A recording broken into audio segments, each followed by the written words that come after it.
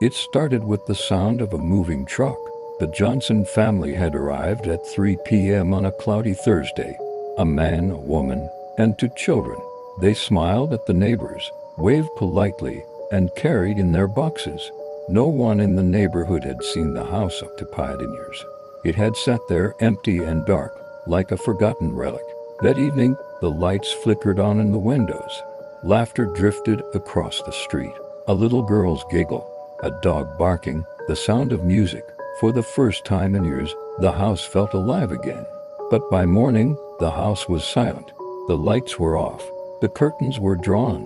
The yard sat still, untouched. Neighbors noticed the quiet, but no one thought much of it. Maybe they were tired from the move. Maybe they had gone to the store. By nightfall, the worry set in. The car was still in the driveway, unmoved. The dog, once barking joyfully, now whined softly from behind the fence. The next morning, the mailman rang the doorbell, but no one answered. He knocked up, no footsteps inside. He left the mail in the box, but he couldn't shake the feeling that something was off. 3 days passed, no sign of the family. No car leaving the driveway. No lights in the house. The neighbors decided to check. They knocked, no answer. They tried the door, and to their surprise, it swung open easily.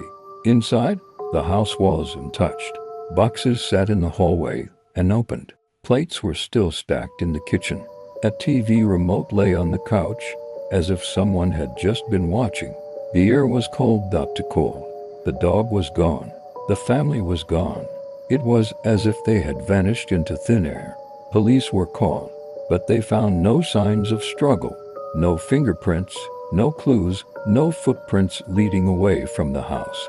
Just an empty home, a quiet street, and a family that had simply disappeared. But there was one thing no one could explain. In the corner of the living room, scrawled on the wall in something dark, was a single word. Leave, the house sits empty again. The grass grows long, and if you drive by late at night, they say you can still hear the laughter. But no one lives there, not anymore.